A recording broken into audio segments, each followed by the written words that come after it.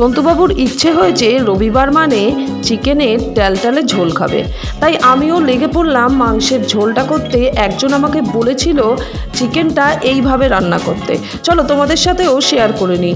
Tomato, আদা, রসুন, পেঁয়াজ, তার সাথে জিরে, ধনে খুব ভালো করে পেস্ট করে নিলাম।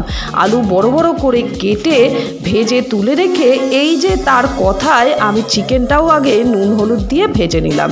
এবার জিরে তেজপাতা ফোড়ন দিয়ে পেঁয়াজ কুচি খুব ভালো করে লাল লাল করে ভেজে নিয়ে সামান্য চিনি দিয়ে মশলা দিয়ে দিলাম। আমি আগে ধনে দিইনি, তাই অল্প ধনে গুঁড়োও দিলাম।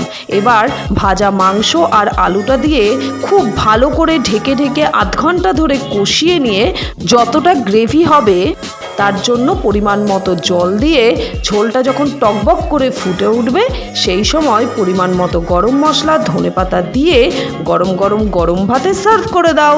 সাবস্ক্রাইব।